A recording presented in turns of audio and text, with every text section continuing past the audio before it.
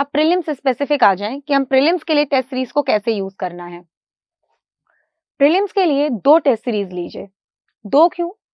अगर आप कोई एक पर्टिकुलर टेस्ट सीरीज लेंगे तो उसका एक तरीका होता है क्वेश्चन बनाने का, या तो उसमें ऑल करेक्ट ज़्यादा हो, या आप समझ जाते हैं कि ऐसा स्टेटमेंट हो तो ज़रूर ये गलत होगा।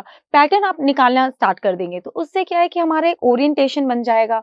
आप एक तरीके के क्वेश्चंस के साथ कंफर्टेबल हो जाएँगे, तो वो चीज़ आपके साथ ना हो तो 2 यूज़ करिए, उनको मिक्स मैच कर लीजिए ताकि फ्लेक्सिबिलिटी ऑफ अप्रोच बनी रहे। आपका ब्रेन पूरी तरह से काम कर सके नए सिनेरियो में, नए तरह के क्वेश्चंस में। तो 2 मिक्स कर लीजिए। यूजुअली आप क्या कर सकते हैं कि अगर 2 फ्रेंड्स हैं या ग्रुप में प्रिपेयर कर रहे हैं, कोई एक ले ले, कोई दूसरा ले ले और फिर उसको आपस में मिक्स करते रहें। आप आधे उसको दे दीजिए, वो आधे आपको दे देगा टेस्ट। तो ऐसा भी आप कर सकते हैं। फुल लेंथ मॉक टेस्ट दीजिए प्रीलिम्स के लिए। प्रीलिम्स में क्या है, वहाँ जब आप एग्जाम देने जाएँगे तो आपको सब्जेक्ट वाइज़ कैटेगराइज़ेशन नहीं मिलेगा। पूरा-पूरा पेपर आएगा, आपको पूरा पेपर अटेंड करना है, तो उसकी प्रैक्टिस घर से हो। यूजुअली हम लोग क्या करते हैं कि सब्जेक्ट वाइज़ टेस्ट भी देते हैं। उसकी यूटिलिटी मुझे पर्सनली बहुत ज़्यादा नहीं लगी। मुझे ये जो फुल लेंथ मॉक टेस्ट है, वहाँ पे सब्जेक्ट्स भी कवर हो जाते हैं और सब्जेक्ट्स के साथ-साथ में मल्टी डायमेंशनली सोचना, कई बार लिंक करना, 2 से 3 सब्जेक्ट एक ही क्वेश्चन में वो यूज़ करते हैं कि भई पॉलिटी का कांसेप्ट है, उसको कहीं करंट अफेयर से लिंक करके दे दिया। तो फुल लेंथ मॉक टेस्ट दीजिए। मैंने ये मॉक टेस्ट कब दिए थे यदि आप ये पूछें, तो मैंने ये मॉक टेस्ट दिए थे, प्रीलिम्स के 3 महीने पहले से देने शुरू कर दिए थे। 3 मंथ्स बिफोर प्री। प्री के 3 महीने पहले से मैंने ये test full length mock test देना शुरू कर दिए थे। अगर आप मुझसे नंबर पूछे जो मैंने दिए थे तो मेरे तो बहुत ज़्यादा हो गए थे, क्योंकि उसी टाइम पे कोविड के कारण पोस्टपोनमेंट भी हुई थी, तो एक स्ट्रेस बना रहता था, नए-नए टेस्ट आते रहते थे, तो फिर वो स्ट्रेच हो गया था काफ़ी। लेकिन अगर आप मुझसे पूछें कि आपको कितने देने चाहिए, कम से कम आपको 30 मॉक टेस्ट देने चाहिए, और कम से कम नहीं, ये एक ऑप्टिमम नंबर है जो मेरी समझ में है। 30 मॉक टेस्ट देंगे, हो जाएगा। आप मैंने कहा आप 3 महीने पहले से दीजिए।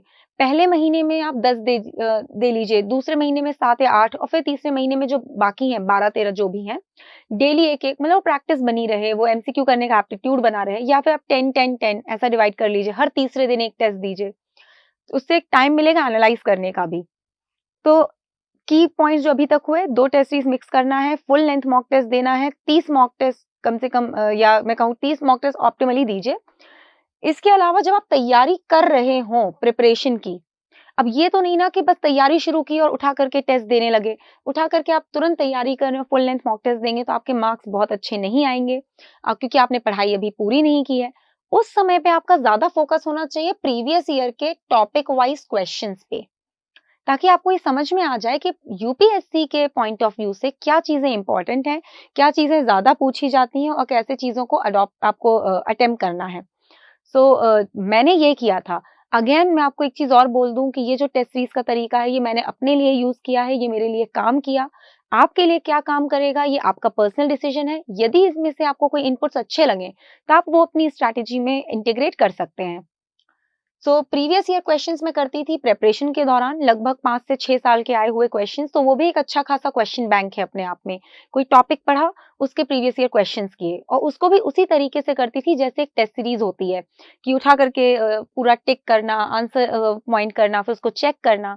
तो वो प्रिपरेशन के दौरान, प्रिपरेशन हो जाने के बाद फुल लेंथ मॉक टेस्ट दिए, 3 महीने प्री के पहले से देना शुरू कर दिए थे। देन अटेम्प्टिंग अ प्रीलिम्स टेस्ट सीरीज। प्रीलिम्स के टेस्ट सीरीज को बिल्कुल उसको प्रीलिम्स का पेपर मान करके, एक चीज प्रीवियस स्लाइड में रह गई, सी सैट के बारे में। सी सैट के टेस्ट भी करके जाइएगा, आप इंजीनियर हैं या मैथमेटिक्स बैकग्राउंड के हैं तो भी करके जाइएगा। जिन लोगों को सी सैट से एक लेवल ऑफ कंफर्ट है बिकॉज ऑफ देयर बैकग्राउंड, तो आप एक काम करिए, आप पिछले 3-4 साल के प्रीवियस ईयर क्वेश्चन पेपर्स उठा लीजिए सीधा, और ये आप लास्ट मंथ में कर सकते हैं, जिस मंथ में प्री है, सीधे आप 4 पेपर उठाइए प्रीवियस 4 ईयर्स, 2 घंटे का टाइम लीजिए और बैठ करके कर लीजिए। मार्क्स कैलकुलेट करिए, अगर आपका बैकग्राउंड ठीक-ठाक है तो आपको यूज्ड टू आप हो जाएँगे, and you can just check your score. अगर आप कंफर्टेबली 33% के ऊपर वाली रेंज में रह पाते हैं लगातार, तो you don't need any particular preparation. यदि आप एक ऐसे व्यक्ति हैं जिनका बैकग्राउंड टेक्निकल नहीं है, उनको सीसैट के लिए एफर्ट डालना पड़ेगा, तो सीसैट के टेस्ट भी फिर आप शुरू से करिए। आप जो प्रीलिम्स के 3 महीने पहले से जो जीएस के टेस्ट कर रहे थे, उसी के साथ फिर आप सीसैट के टेस्ट भी प्रैक्टिस करिए, इग्नोर मत करिए। क्योंकि सीसैट क्वालिफाइंग है, कहीं ऐसा ना हो कि हम बहुत अच्छा जीएस का पेपर दे के आएँ मगर सीसैट में अटक जाएँ, उस सिचुएशन को अवॉइड करना है। तो ये जो पॉइंटर्स हैं सारे, वो आप ध्यान में